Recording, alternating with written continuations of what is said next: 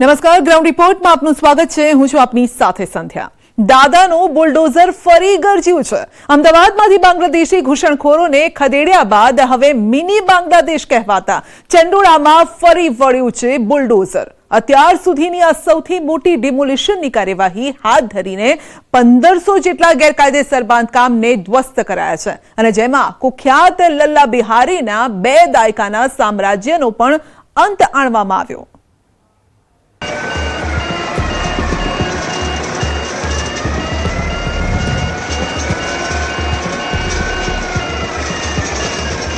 ગણતરી પૂરી નહીં થાય. અહીં જ્યાં નજર દોડાવશો બુલડોઝર જ બુલડોઝર નજરે પડશે. એટલા બધા બુલડોઝર કે કેમેરાની એક ફ્રેમમાં કેદ કરવા મુશ્કેલ થઈ ગયા. જ્યાં નજર જશે ત્યાં પીળો પંજો જોવા મળશે. તમે ભાગ્યે જ એક સાથે આટલા બુલડોઝર જોયા હશે. અમદાવાદના ચંડોળામાં સૌથી મોટું ડિમોલિશન. અમદાવાદમાં mega demolition. 60 bulldozer, 60 dumper, 2000 police જવાન, 15 SRPની કંપની. આટલા બુલડોઝર અને પોલીસ કાફલો જોઈને જ તમને અંદાજ આવી ગયો હશે કે એક્શન કેટલું મોટું છે. કબજો નાનો અમથો ન હતો, પણ મોટા પ્રમાણમાં અમદાવાદના ચંડોળા તળાવમાં અતિક્રમણ કરી આખી વસાહત જ ઊભી કરી દેવાઈ. આ જે જગ્યાએ બુલડોઝર એક્શન જોવા મળી રહ્યું છે, જ્યાં મેગા ડિમોલિશન થઈ રહ્યું છે. ઘૂસણખોરો પર બુલડોઝર એક્શન. તળાવની જમીન પર ગેરકાયદેસર કબજો. તળાવની અંદર પણ મકાનો બનાવ્યા. અહીં ચંડોળા તળાવની આસપાસ અને તળાવની અંદર પણ લોકોએ ગેરકાયદેસર બાંધકામ કરી દીધું, જેના કારણે અડધું તળાવ જ પુરાઈ ગયું હતું. બાંગ્લાદેશી ઘૂસણખોરોએ અહીં કબજો જમાવી દીધો હતો. ઇતિહાસનું સૌથી મોટું મેગા ડિમોલિશન જે છે તે અત્યારે અમદાવાદ મ્યુનિસિપલ કોર્પોરેશન અને પોલીસ દ્વારા કરવામાં આવી રહ્યો છે. હું સીધા દ્રશ્ય પહેલાં પ્રીતિ આપને બતાવવાનો પ્રયાસ કરીશ. હાલ આપ જે જોઈ શકો છો કે ડિમોલેશનની કામગીરી જે વહેલી સવારથી જે શરૂ કરવામાં આવી હતી અને અત્યારે સતત આ કામગીરી ચાલી રહી છે. 74થી પણ વધુ જેસીબી જે છે તે આ અલગ અલગ વિસ્તારમાં અલગ અલગ ટીમ જે છે તે પોલીસ દ્વારા બનાવવામાં આવી છે, કારણ કે 1500થી પણ વધુ ગેરકાયદેસર બાંધકામો જે છે તે ચંડોળા તળાવ આસપાસ કરી દેવામાં આવ્યા છે. વર્ષોથી આ બાંધકામો જે છે તે અહીંયા છે અને તેને તોડી પાડવાની કામગીરી અત્યારે કરવામાં આવી રહી છે. ચંડોળામાં ઓપરેશન સફાયો. ઘૂસણખોરો પર એક્શન. હવે ગેરકાયદેસર બાંધકામ થશે ધ્વસ્ત. પહેલા ચંડોળામાં બાંગ્લાદેશી ઘૂસણખોરો પર એક્શન. હવે ગેરકાયદેસર બાંધકામ થઈ રહ્યું છે ધ્વસ્ત. ચંડોળામાં ઓપરેશન સફાયો શરૂ થઈ ચૂક્યું છે. ચંડોળામાં 1500થી વધુ ગેરકાયદેસર બાંધકામ પર બુલડોઝર ફરી વળ્યું. છત, મકાન, દુકાન જે પણ ગેરકાયદેસર છે, જે સરકારી જમીન પર કબજો કરી બનાવવામાં આવ્યું છે, તેને એક એક કરીને તોડવામાં આવી રહ્યા છે. બુલડોઝરથી ધ્વસ્ત કરવામાં આવી રહ્યું છે. ડ્રોનની આ 2 તસવીર પરથી તમે સમજી શકો છો કે છેલ્લા 1.5 દાયકામાં આ વિસ્તારમાં કેટલું દબાણ થયું. અમદાવાદ શહેરના સૌથી મોટા ગણાતા ચંડોળા તળાવમાં પાણી કે તળાવની જગ્યાએ ગેરકાયદેસર બાંધકામ વધુ નજરે પડી રહ્યું છે. શાહ આલમ પાસેનો ચંડોળા તળાવ વિસ્તાર ગેરકાયદેસર બાંગ્લાદેશીઓની વસાહત માટે કુખ્યાત છે. આ વિસ્તારમાં આડેધડ ગેરકાયદેસર બાંધકામો ખડકી દેવાયા. આ ગેરકાયદેસર બાંધકામ પર જ્યારે પીળો પંજો પડ્યો તો વિરોધ પણ શરૂ થયો, પણ બુલડોઝરની ગર્જના બંધ ન થઈ. લોકો એક તરફ સામાન બાંધતા હતા, ગેરકાયદેસર ઘર ખાલી કરતા રહ્યા અને બીજી તરફ बुलडोजर टॉप गियर में चलते રહ્યું. हम लोग यहाँ खेतर से मतलब कहाँ से? खेतर 6 नंबर गली से. कब आए थे अहमदाबाद? हम लोग आया मेरा अब्बा तो बहुत साल से, हम लोग यहाँ 2-3 साल से. कहाँ से हो बेसिकली? अहमदाबाद कलकत्ता से आए थे. अच्छा, तो यहाँ पे कैसे, मतलब किसके रेफरेंस से आए थे आप? मेरे पापा का. पापा के? अच्छा, आपके पापा यहाँ पे? अच्छा, और आपका जन्म भी यहाँ पे हुआ था? नहीं, कलकत्ता में हुआ था. अभी मतलब क्या हुआ, किस तरीके से गैरकायदेसर बोल रहे हैं? ये मकान के कोई दस्तावेज या कुछ नहीं है? तो भाड़े से रहते हैं यहाँ पे. भाड़े से रहते हो? कितना भाड़ा देते थे आप? अपना ये दोनों मिला के 11,500 रुपये भाड़ा देते हैं. किसको देते थे? मकान मालिक को? हाँ, मकान मालिक कौन है? लल्लाभाई जो नाम है. હવે જોઈ લો પહેલા અને પછીના આ વિડિયો. ચંડોળા તળાવમાં ઓપરેશન સફાયો. ડિમોલિશન પહેલા, ડિમોલિશન પછી ડ્રોનથી લેવામાં આવેલી આ તસવીરો જોઈ લો. જેના પરથી અંદાજો આવી જશે કે અહીં કેટલા મોટા પ્રમાણમાં ગેરકાયદેસર બાંધકામ થયું છે.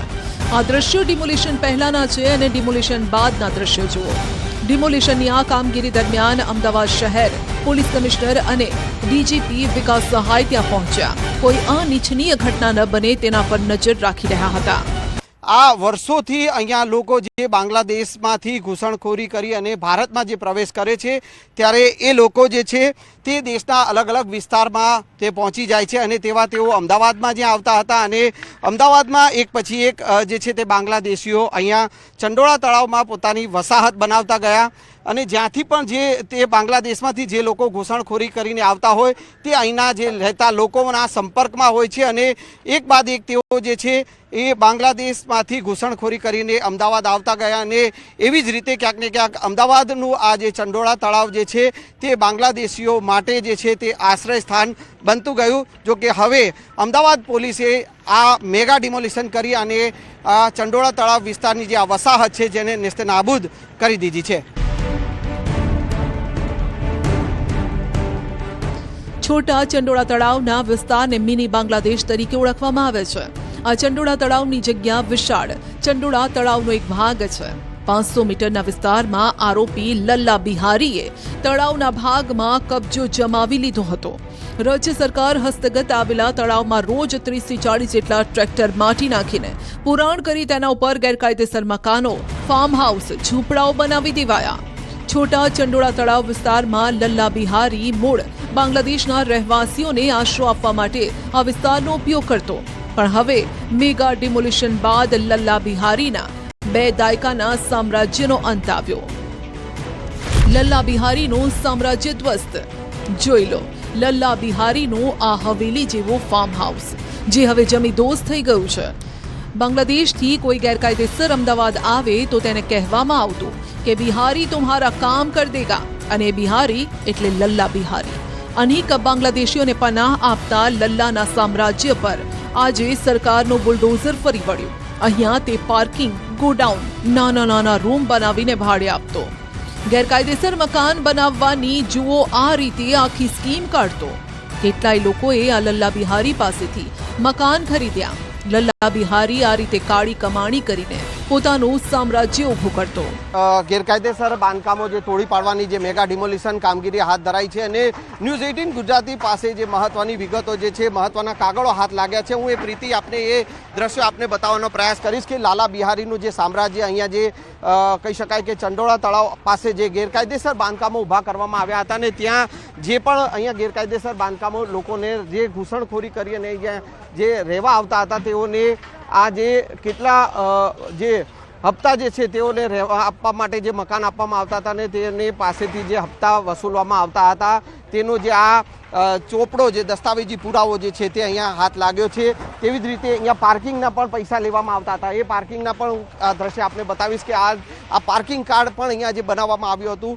જે પણ જે લોકો અહીંયા રહી રહ્યા હોય તો તેઓને જો પોતાના વાહનો પાર્ક કરવાના હોય તો એ પાર્કિંગ કાર્ડ તેઓને ઇસ્યુ કરવામાં આવતો હતો ને આ ધંધામાં તે એકલો નહીં પરંતુ તેની સાથે બીજા લોકો પણ સામેલ છે. બાદમાં તેના દીકરાને પણ તેણે આ જ કામમાં સામેલ કરી દીધો. જો કે લલ્લા બિહારી વિરુદ્ધ પહેલા પણ અનેક વખત અરજી કરાઈ હતી પણ કોર્પોરેશન કે પોલીસે તે સમયે કોઈ કાર્યવાહી જ ન કરી. મારા તરફથી અવારનવાર જ્યારે કલેક્ટરની મિટિંગ હોય કે સંકલન સમિતિની મિટિંગ હોય ત્યારે અમે રજૂઆત કરતા હોઈએ છીએ કે આવા લોકોને ડિપોર્ટ કરવા જોઈએ. સરકારે મોડે પણ હું સમજુ છું કે અત્યારે સરકારે કદાચ મોડે પણ અત્યારે કદાચ આ કામગીરી ચાલુ કરી છે.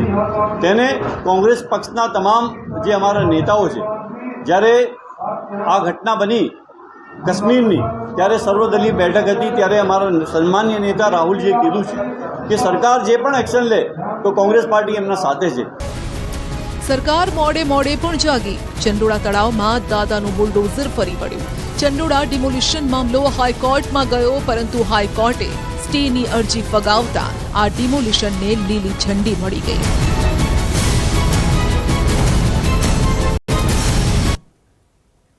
ગુજરાતના સામાજિક તત્વોએ જાણે વિચારી લીધું છે કે હમ નહીં સુધરેંગે. ભલે પોલીસ તેમનું સરઘસ કાઢે કે સર્વિસ કરે, રાજ્યમાં તોફાની અને હુલ્લડ મચાવતા તત્વોની ભરમાર છે. જોઈ લો રાજ્યમાં દાદાગીરી પર ઉતરી આવતા આતંકી તત્વોને. ન પોલીસનો ડર ન કાયદાનો ખોફ આ તોફાનીઓની એવી ફોજ છે જે ગુજરાત સમેત શહેરની શાંતિને ડહોળવા બેઠી છે. પહેલા નજર કરો સંસ્કાર નગરીના આ અસંસ્કારી લોકો પર. बोल भाई क्या करना है अभी तेरे क्या करना है बोल मैं पहले आके एक दो शब्द कुछ बोला. વડોદરામાં અસામાજિક તત્વો બેફામ બન્યા છે. સરદાર એસ્ટેટ વિસ્તારમાં પાન પાર્લરના માલિક સાથે મારામારીની ઘટના સીસીટીવીમાં કેદ થઈ. કુખ્યાત ભાવેશ લંગડો અને મિતેશ રાજપૂતે સાગરીતો સાથે મળી દાદાગીરી કરી. સાંભળો તેમની વચ્ચે થયેલી આ વાતચીત અથવા તો ધમકી. गाली कितने दी? उसने गाली दिया. उसने गाली दिया. उतारना था उतारने, वीडियो उतारने अभी. ભાવેશ લંગડો આંકડાનો ધંધો ચલાવે છે, જેણે પાનના ગલ્લા ધારક સાથે જાહેરમાં જ મારામારી કરી. જેનો આ પુરાવો છે. વિડીયો બનાવતા વ્યક્તિને પણ ધમકાવ્યો ને જાણે પોલીસ તેનું કંઈ જ ન બગાડી શકવાની હોય તેમ કહેવા લાગ્યો કે વિડીયો બનાવવો હોય તો બનાવી લો ને પછી મોબાઈલ પણ છીનવી લીધો. આપને જણાવી દઈએ કે ભાવેશના ભાઈ મિતેશને પણ ડોન બનવાના અભરખા છે.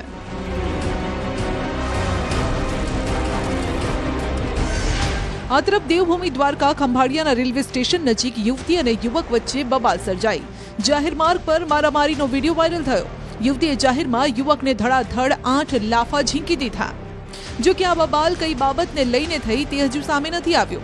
કદાચ કોઈ અંગત અદાવત હોઈ શકે અથવા છેડતીનો મામલો પણ હોઈ શકે. યુવતી જ્યારે મારતી હતી ત્યારે આસપાસ કેટલાક લોકો તેની સાથે ચાલી રહ્યા છે, પણ યુવકને કોઈ છોડાવી નથી રહ્યું. પણ રકઝકના અંતે યુવક યુવતીની ચંગુલમાંથી ભાગી છૂટે છે.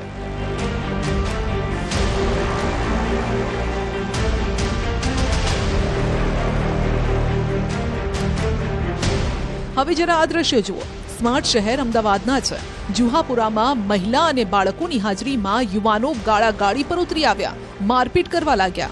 હાથમાં લાકડાના દંડા સાથે એકબીજા પર તૂટી પડશે તેમ લાગી રહ્યું છે. જો કે આ વાતચીત થઈ રહી છે તેવામાં જ બોલાચાલી બાદ એક યુવાન બીજાને લાકડીનો જોરદાર ફટકો મારે છે. યુવાન નીચે પટકાય છે અને પછી તે ભાગવાનો પ્રયાસ કરે છે. તેવામાં જ કેટલાક લોકો એકઠા પણ થઈ જાય છે. આવી જ એક બબાલ અમદાવાદના ગોમતીપુર વિસ્તારમાં થઈ, જ્યાં અસામાજિક તત્વોએ એક વેપારી પર હુમલો કર્યો અને ગંદી ગાળો આપવા લાગ્યો. થોડા સમય પહેલા વસ્ત્રાલમાં પણ આ જ પ્રકારના દ્રશ્યો જોવા મળ્યા હતા, જ્યાં ખુલ્લી તલવાર સાથે તોફાનીઓ રસ્તા પર ઉતરીને એકબીજાના જીવના ભૂખ્યા બન્યા હતા. અહીં વાત માત્ર ઉછીના રૂપિયાની હતી અને જે ન આપતા જ્યુસની લારીમાં તોડફોડ કરી, લૂંટ ચલાવીને મારામારી કરી. ગોંડલમાં તો સામે કેમ જુએ છે કહી સરપંચના પુત્રએ કામદાર પર હુમલો કર્યો. ગોંડલમાં રૂપાવટી ગામના સરપંચના પુત્રએ દાદાગીરી કરી. કામદારોને કોઈ કારણ વગર ધોકા પાઇપ વડે માર માર્યો. સામે કેમ જુએ છે તેમ કહીને રીસરનો પાઇપ લઈને તૂટી પડ્યો. મોવિયા રોડ પર રેતી ચોકમાં આવેલા વચરાજ ફેબ્રિકેશનમાં મારામારીની આ ઘટના છે. ફેબ્રિકેશનનો એક કામદાર હોટલે ચા લેવા ગયો ને તે સમયે બુલેટ લઈને ઊભા સરપંચના પુત્રએ કામદારને સામે કેમ જુએ છે કહી તેમ બોલી અને માર માર્યો, અપશબ્દો બોલ્યા. જો કે સરપંચનો પુત્ર ત્યાં જ ન રોકાયો. કારખાને પહોંચીને કામદારો પર તૂટી પડ્યો. ફેબ્રિકેશનનું કામ કરનારને ધોકા પાઇપથી લોહી લુહાણ કરી નાખ્યા. ધોરાજીમાં કોઈ અસામાજિક તત્વો નહીં પરંતુ પોલીસ પર જ આરોપ લાગ્યા છે, અને તે પણ દાદાગીરીના, હેરાનગતિના. બન્યું એવું કે અગાઉ તોરણિયા ગામ ખાતે પોલીસ દાદાગીરી કરી રહી હતી, જેમાં એક યુવકે વિડીયો ઉતારતા તેની સામે ફરજમાં રૂકાવટનો ગુનો દાખલ કર્યો. આ કેસમાં ગામના સરપંચ દ્વારા યુવકને સાથ અપાતા હવે પોલીસ સરપંચ પાછળ પડી ગઈ છે તેવો આરોપ સરપંચે લગાવ્યો. જો આ ગુજરાતમાં અને આ ભારત દેશમાં ન્યાય માટે લડત આપવી, જાગૃતતા બતાવી અને ગરીબ માણસની મદદ કરવી એ સૌથી મોટો ગુનો હોય તો આજ હું એસિડ પીને મારી જિંદગી ટૂંકાવીશ. પરંતુ આ ભ્રષ્ટાચારી અને દાદાગીરી કરતી પોલીસના હાથમાં હું ક્યારેય નહીં આવું. મારા આખા ઘરને પોલીસે બાનમાં લીધું છે. સરપંચના ઘરે રાત્રે પોલીસ ધામા નાખી નોટિસ બજાવી અને આખી રાત ઘર પર વોચ રાખી. સરપંચે કંટાળી ઝેરી દવા પીવાની વાત કરી છે અને આ વિડીયો બનાવ્યો છે. સુરતમાં પોલીસને બગાસું ખાતા પતાશું મળી ગયું. પોલીસને મળેલ કેટલાક સીસીટીવી ફૂટેજમાં એક આરોપીની ઓળખ થઈ ગઈ. દહેગામમાં ડબલ મર્ડર કેસમાં ઝડપાયેલા આરોપીની સોશિયલ મીડિયા પર એક વિડીયો જોઈને ફરિયાદીએ આરોપીને ઓળખી લીધો. આરોપી વનરાજનાથ ઉર્ફે કંચનનાથ મદારીની પોલીસે ધરપકડ કરી. આ આરોપી અમદાવાદ સાબરમતી જેલમાં મર્ડરને લઈને તે જેલમાં બંધ હતો અને પોલીસે આરોપીનો કબજો મેળવીને હવે તપાસ હાથ ધરી છે. આ તરફ સુરતમાં એક લોહિયાળ મારામારીમાં 2 યુવકો ઘાયલ થયા. માંગરોળના કુંવારદા ગામે મારામારી થઈ. માથાના ભાગે ધારિયાના ઘા ઝીકીને જીવલેણ હુમલો કરાયો. આ બનાવમાં 2 યુવકને ગંભીર હાલતમાં હોસ્પિટલ ખસેડવામાં આવ્યા. હુમલાખોર જીવલેણ હુમલો કરીને ફરાર થઈ ગયો. ઇજાગ્રસ્ત બંને યુવકો મુળદના પ્રભુનગરના રહેવાસી છે. કોસંબા પોલીસ ઘટના સ્થળે પહોંચીને તપાસ હાથ ધરી. જોકે ગુજરાત પોલીસના નાકમાં માત્ર તોફાની તત્વોએ જ દમ નથી કર્યો, પરંતુ ચોર અને બુટલેગરો પણ પાછળ નથી.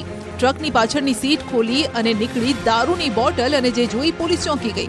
વાત છે રાજકોટની, જ્યાં ટ્રક ચાલકને દારૂની બોટલ સાથે ઝડપી લેવાયો છે. બાતમીના આધારે પોલીસે આ ટ્રકની તપાસ કરી, પરંતુ તેમાં કશું જ ન મળ્યું. જોકે એક પોલીસવાળાને શંકા ગઈ તો ડ્રાઈવરની પાછળની સીટ ખોલી અને સ્પીકર હટાવ્યા તો અંદરથી ચોરખાનું મળી આવ્યું, જેમાંથી 8,552 દારૂની બોટલ મળી, જેની કિંમત છે 15 લાખ રૂપિયા. આ તરફ સુરત જિલ્લામાં પણ મારામારીનો લાઈવ વિડીયો સામે આવ્યો. એક યુવકને 3-4 લોકો માર મારી રહ્યા છે. એટલો માર માર્યો કે યુવાન અધમુવો થઈ ગયો. ત્યારબાદ કેટલાક લોકો ત્યાં આવીને તેને રોકવાનો પ્રયાસ કરે છે અને કહ્યું કે હાથ કેમ લગાવ્યો.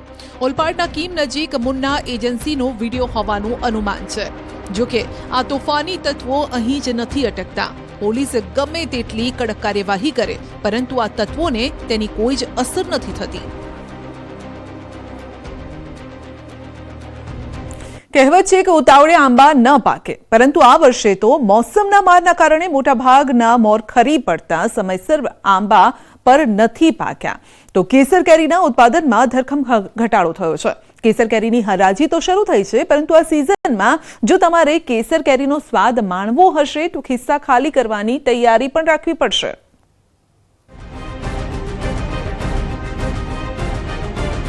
આ વર્ષે કેસર કેરીનો સ્વાદ કડવો લાગશે. કેસર કેરીના ઉત્પાદનમાં મોટો ઘટાડો. ગ્લોબલ વોર્મિંગે બગાડ્યો કેસર કેરીનો સ્વાદ. દર વર્ષે કેસર કેરીનો સ્વાદ માણતા કેરી રસિકો માટે આ વર્ષે કેરીના ભાવના કારણે કેરીનો સ્વાદ કડવો લાગશે. કેમ કે ગ્લોબલ વોર્મિંગની અસરના પગલે આ વર્ષે કેસર કેરીના ઉત્પાદનમાં નોંધપાત્ર ઘટાડો થયો છે. તાલાલા એપીએમસી માર્કેટમાં કેસર કેરીની હરાજી 5 દિવસ વહેલી થઈ છે, પણ કેસર કેરીનો ઓછો ઉતારો રહેવાના કારણે ભાવ ઊંચા બોલાઈ રહ્યા છે. 26 એપ્રિલે હરાજી શરૂ થઈ તો પ્રથમ 10 કિલોના બોક્સ ગાયના ચારા માટે 14,000 રૂપિયામાં ગયું. ત્યારબાદ થયેલી હરાજીમાં કેરીના એક બોક્સનો ભાવ 700 થી 1,500 રૂપિયા થયો. પ્રથમ દિવસે એપીએમસીમાં કુલ 10,000 કેરીના બોક્સની આવક થઈ. આ વર્ષે કેસર કેરીનું 60% ઉત્પાદન ઓછું છે. દર વર્ષે તાલાલા મેંગો માર્કેટમાં સરેરાશ 8 થી 10 લાખ કેસરના બોક્સ આવે છે, જે આ વર્ષે 45 દિવસની પૂરી સિઝન દરમિયાન કુલ 5 થી 6 લાખ બોક્સની આવક થવાની ધારણા છે. એટલે કે અડધો બોક્સ ઘટી જશે. ગુણવત્તાની વાત કરવામાં આવે આ વર્ષે પાછલા વર્ષોની સરખામણીમાં કેરીની ગુણવત્તા ખૂબ સારી રહે છે, કારણ કે પાક ખૂબ નબળો છે.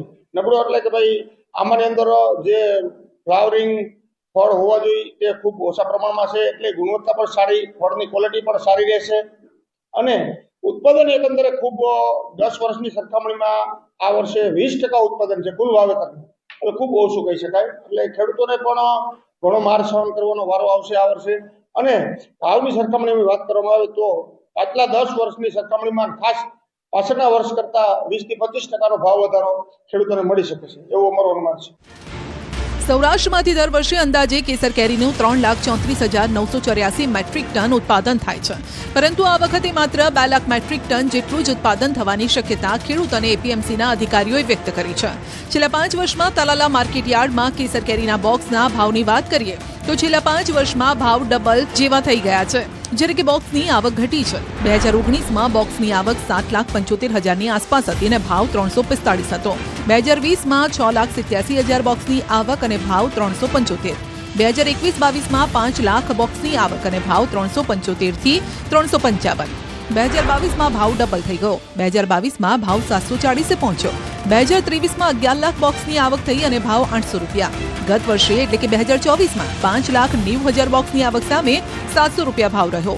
આ વર્ષે શરૂઆતનો ભાવ 800 થી 1500 રૂપિયા પ્રતિ બોક્સ છે. વેપારીઓ કહી રહ્યા છે કે ગરીબ અને મધ્યમ વર્ગને આ વર્ષે કેસર કેરીનો ભાવ પોસાય તેમ નથી.